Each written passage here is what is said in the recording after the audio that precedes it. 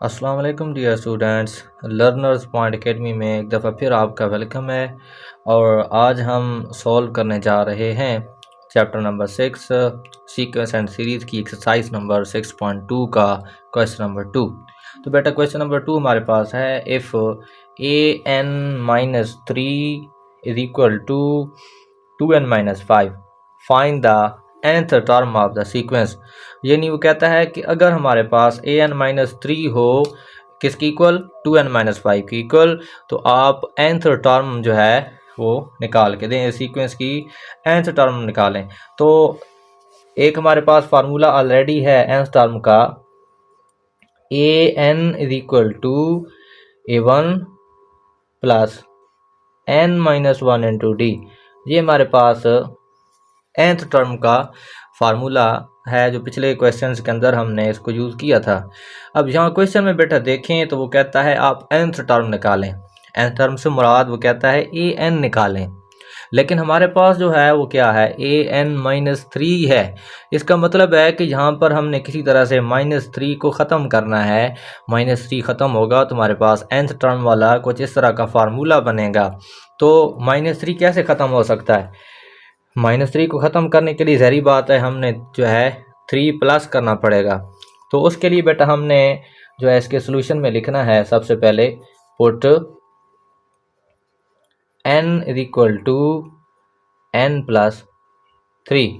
इसका मतलब है कि जहाँ जहाँ n है वहाँ हमने n प्लस 3 पुट कर देना है इस इक्वेशन के अंदर। तो पुट करते हैं तो ये हमारे पास आ जाता है n की जगह n plus 3 minus 3 is equal to 2 into n plus 3 minus 5। और यहाँ पर ब्रैकेट को ख़त्म करते हैं तो n plus 3 minus 3 is equal to 2 को मल्टीप्लाई करेंगे 2n प्लस 2 3 6 माइनस 5। तो ये यहाँ पर देखें तो प्लस 3 और माइनस 3 कैंसिल हो जाएंगे और हमारे पास an is equal to 2n plus 6 minus 5 plus 1। ये हमारे पास आंसर आ जाता है इसका, और ये nth टर्म्स है जी। तो बच्चों नेक्स्ट हमारे पास जो क्वेश्चन है वो क्वेश्चन नंबर 3 है, और क्वेश्चन नंबर 3 में लिखा है कि if the fifth term of an arithmetic progression is 16 and 20th term is 46, what is 12th term. मतलब क्या है इसका, स्टेटमेंट को पहले समझना ज़रूरी होता है। कोई भी क्वेश्चन आप सॉल्व कर रहे हो तो पहले उसकी स्टेटमेंट को समझें, तभी आप क्वेश्चन सॉल्व कर पाएंगे। वो कहता है कि पाँचवीं जो टर्म है अरिथमेटिक प्रोग्रेशन की वो 16 है, और जो 20th टर्म है वो 46 है। कहता यह है कि आप 12th टर्म निकाल के दें। तो जो गिवन है हमारे पास, गिवन क्या है, सबसे पहले हम लिख लेते हैं गिवन में पांचवी टर्म उसने दी है, अरिथमेटिक प्रोग्रेशन की है, तो हम लिखेंगे a5 इज इक्वल टू 16। और दूसरा वो कहता है कि जो 20th टर्म है वो है 46। मालूम क्या करें, मालूम आप क्या करके दें, 12th टर्म निकाल के दें। तो ये हमने 12वीं टर्म निकाल के देनी है। तो बेटा ना तो हमारे पास a1 की वैल्यू है यहाँ पर, और ना हमारे पास कोई कॉमन डिफरेंस है। पीछे हमने क्वेश्चन हल किए हैं तो मैंने बताया था कि टर्म्स आपने कोई भी निकालनी हो तो उसके लिए आपके पास या तो n की वैल्यू हो, a1 की वैल्यू हो, और d की वैल्यू जो है ये होना ज़रूरी है। अब यहाँ पर हमारे पास कोई भी वैल्यू नहीं है, तो सबसे पहले हमने वो वैल्यू फाइंड आउट करनी है। तो यहाँ पर देखें तो a5 है, हम उसको कुछ इस तरह से लिख सकते हैं। a5 है तो हम इसको लिखेंगे, यानी हमारे पास जो nth टर्म का फार्मूला है हमने वही अप्लाई करना है इस पर। तो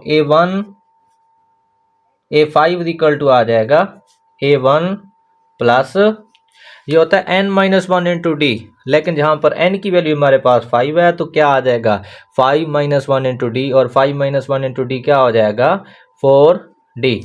अब हमारे पास a5 की वैल्यू सिर्फ है, बाकी कोई वैल्यूज़ हमारे पास नहीं है। तो a5 की जगह हमने पुट कर देना है 16 is equal to a1 plus 4d। इसको इक्वेशन नंबर हम 1 का नाम दे देते हैं। अब सेकंड जो हमारे पास दी हुई है वो कहता है a20 इज इक्वल टू 46। तो इसको हम इस तरह लिखेंगे a20 is equal to A1 plus 19D हो जाएगा भाई, n-1 इंटू डी वाला फार्मूला। तो यहाँ हम लिखेंगे A20 इक्वल टू 46 है, तो हम लिख लेंगे 46 is equal to A1 plus 19D, और ये इक्वेशन नंबर 2 है।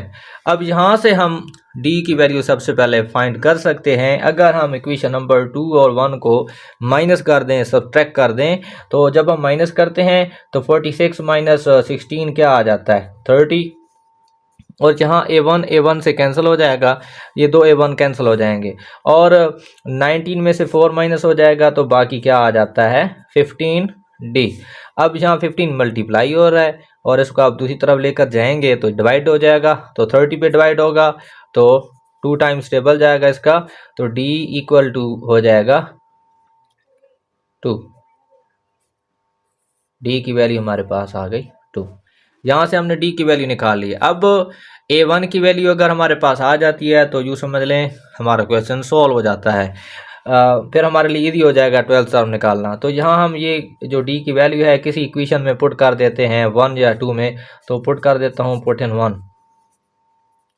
तो ये हमारे पास क्वेश्चन हो जाएगा 16 is equal to A1 plus 4, और D की जगह हमने क्या पुट किया, 2।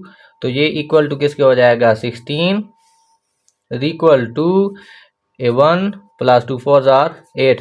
8 है यहाँ पर, 8 को आप दूसरी तरफ लेकर जाएं तो ये क्या हो जाएगा, माइनस। तो इधर जाकर माइनस होगा, तो 16 में से 8 माइनस, तो क्या बचते हैं, 8। तो हमारे पास A1 क्या आ जाएगा, 8। A1 की वैल्यू भी आ गई, D की वैल्यू भी आ गई। अब जो है हम इजीली जो है निकाल सकते हैं, 12th टर्म जो हमने निकालनी है वो इजीली हम फाइंड आउट कर सकते हैं। तो अब हम लिखेंगे A12th term is equal to, अब 12वीं टर्म है तो इसको हम कैसे लिखेंगे, जैसे हमने 5 को लिखा था A1 प्लस 4D, और 20 को लिखा था A1 प्लस 19D, तो A12 को लिखेंगे A1 प्लस 11D, वही n-1 इंटू डी वाला फार्मूला।